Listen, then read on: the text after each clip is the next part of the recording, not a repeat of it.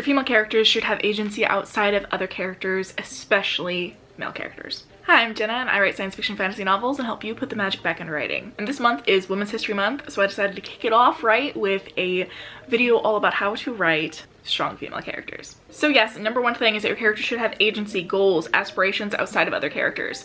Do not base your entire female character's perspective and life experience off of what the men around them are doing in their lives and what they want to do for or with the men in their lives, especially. But even when it comes to other female characters, why are they all centered around each other? Why can someone not want something for themselves? A lot of the times I see this with motivations for characters simply being their family or a loved one, their romantic partner, something like that. We so often see female characters only represented and only wanting a singular thing that is outside of themselves. Why? Because it is seen as inherently negative if a woman and a female character want something for themselves. Let your female characters have selfish desires. Let them have things that are not seen as female characteristics, especially when it comes to things that they want. This could be things like revenge, or it could be them showing emotions like anger. These things are typically not seen very ladylike.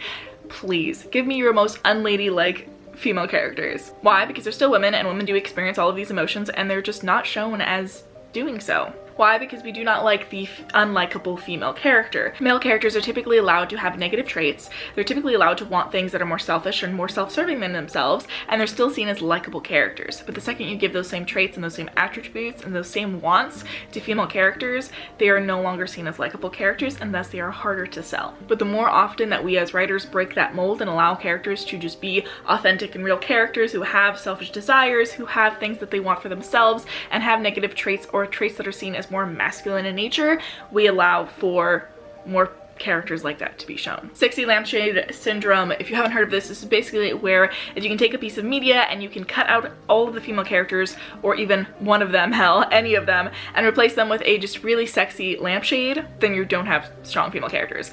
It's a nice test that you can run on your own work to see whether or not your female characters are two-dimensional or if you are letting them be flat and able to be easily replaced by a sexy inanimate object. Similar to that, the Bechdel test. Hopefully I'm pronouncing that correctly. In your entire work in progress, do two women talk to each other about something other than a man? If they don't, this could be an indicator that you are only revolving your female characters' lives around the aspirations and the wants of men. And guess what? Every character has wants for themselves, especially female characters. Have you ever met a woman who said that they didn't want something? Like, even if it's just something as mundane as, I want McDonald's, or I want to go to the store to go shopping, or I want to go kill the person who murdered my entire family in the heat of revenge. Whatever it is that they want, allow your characters to want things. Gender nonconformity. This is a huge topic that I feel like is better suited for someone who is either non-binary or trans to talk a little bit more about, but I will raise the question for you. Where is it?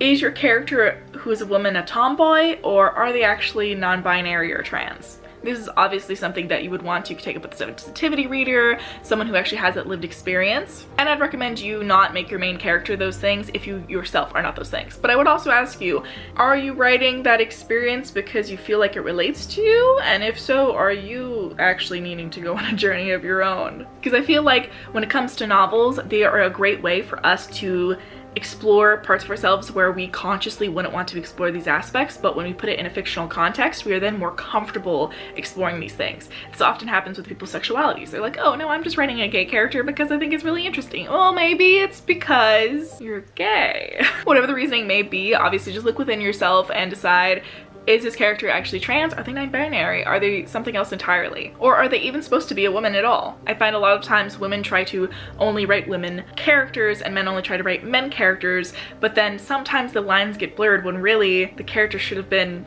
the other gender all along. And just something for you to dive in deeper for yourself. Similar to that is respecting pronouns and identity. I don't know what is up with this trope where if a woman says that they want something or that they are something, that then it's just subverted, like you'll just get over it. I see this most of the time when it comes to women in books who say that they don't want kids, and then you have a flash forward at the end where they have like 6 running little mini-me's of them around for no reason other than to just wrap up the plot really quickly. Personally, I know a lot of people hate this trope, not only when it's just thrown in at the end, and not only when it is a character who specifically has said that they do not want children, but also is just a way of, okay, so you're saying that this woman's life and story ends as soon as she has children and everything is wrapped up neatly with a bow, but women who have kids and everyone who has kids and children, no matter what their gender is, they can have adventures and have stories after their children already exist. Why is it that we suddenly jump in an epilogue where everyone is married, happy, in a relationship, has babies, when really there's still so many stories that could be told in that universe after that point? They could have adventures while they have kids. They could have adventures when they're married.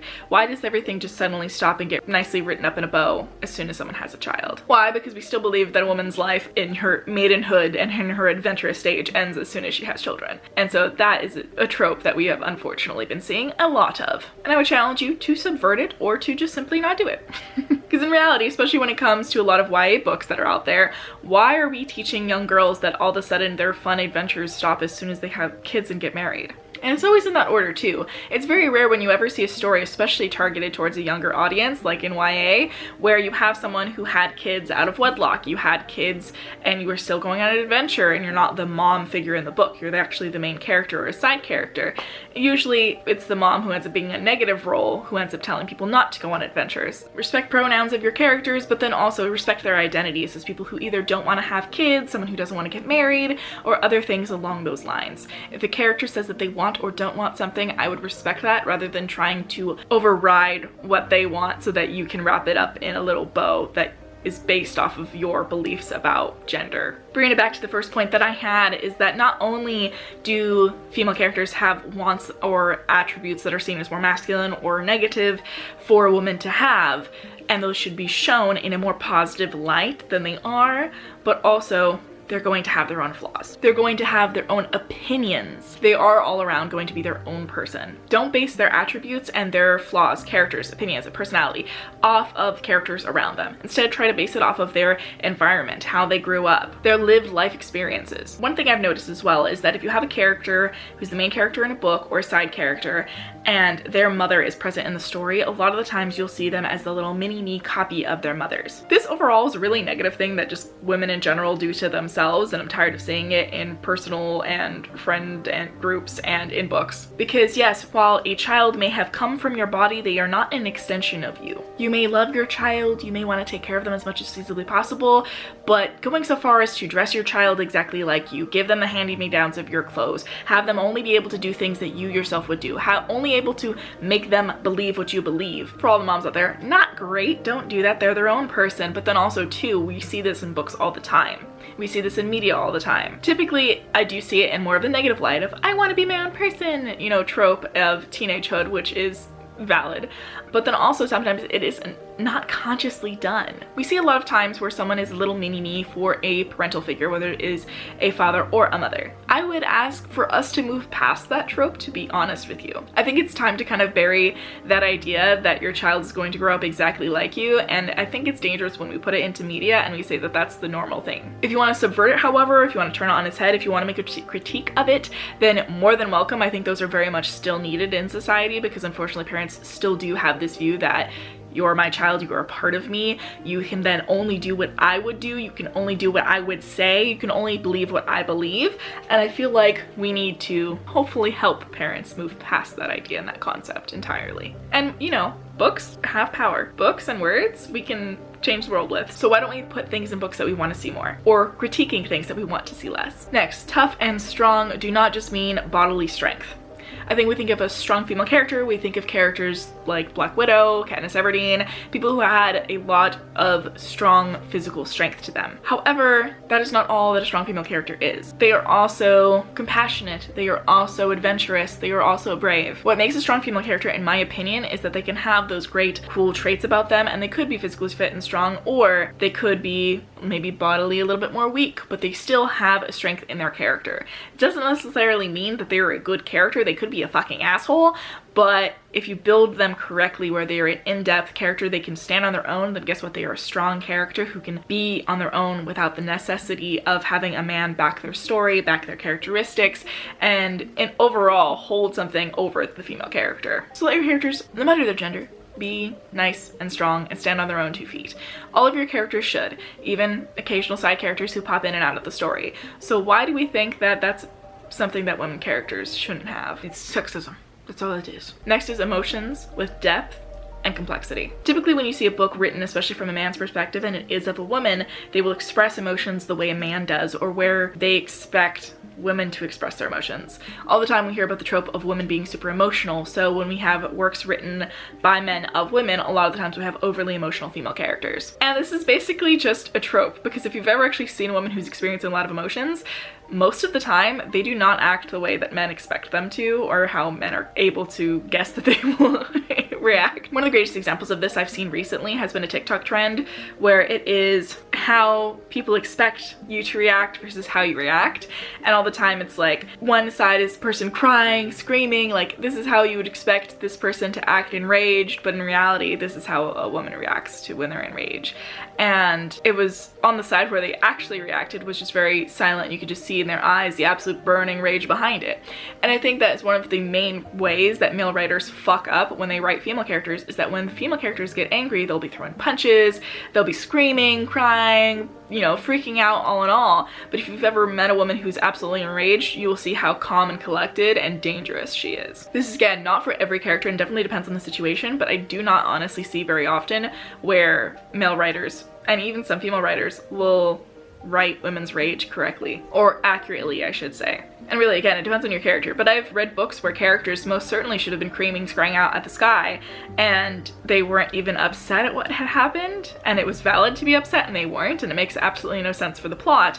And on the flip side of that, I have also seen where they are screaming, crying, and upset over something that's, yeah, valid, but it doesn't make sense for them to be reacting that way. As a character, they would become far more cold and detached just based off their life experience, and it doesn't make sense at the way that they're acting. And that's because you can obviously see whether or not someone believes deeply in their subconscious that women are overly emotional, and it'll show up on the page one point or another. So I just consider with your character and the specific situation that they're in, does a large reaction of either sadness, anger, happiness, etc., is it warranted? Or are you only making a big emotional reaction in them because deep down you think women are overly emotional? Next is the question that you have to ask yourself. Is she the only woman in the book? And in addition to that, if so, why? And I would ask yourself even deeper, if it's for a plot reason, why do you feel the need to write a novel with either no or only one female character? It kind of gives the vibe of when a white author doesn't write any people of color into their book and says it's for plot reasons,